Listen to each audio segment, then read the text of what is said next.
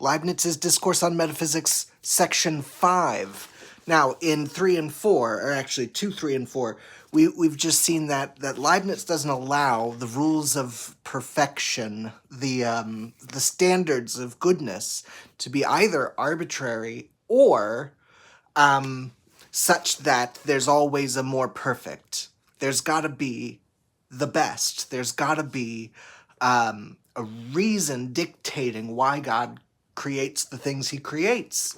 So here we are in section 5, what the rules of the perfection of divine conduct consist in, and that the simplicity of the ways is in balance with the richness of the effects.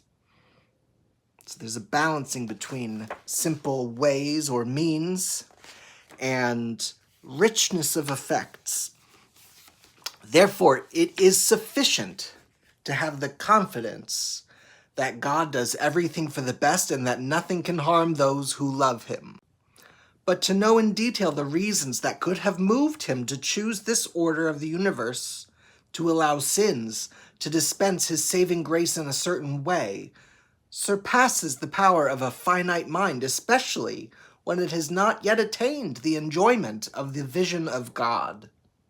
However, we can make some general remarks concerning the course of providence and the governance of things. We can therefore say that one who acts perfectly is similar to an excellent geometer who can find the best construction for a problem, or to a good architect who makes use of his location and the funds set aside for a building in the most advantageous manner, allowing nothing improper or lacking in the beauty of which it is capable.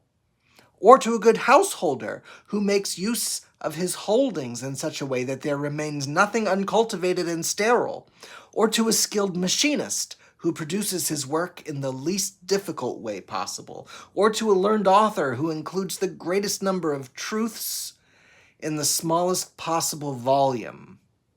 Now, the most perfect of all beings, those that occupy the least volume, that is, those that interfere with one another, the least, are minds whose perfections consists in their virtues. That is why we mustn't doubt that the happiness of minds is the principal aim of God, and that he puts this into practice to the extent that the general harmony permits it. We shall say more about this below. All right, I'm running out of time for the short, so I'm going to do the other side in part 2.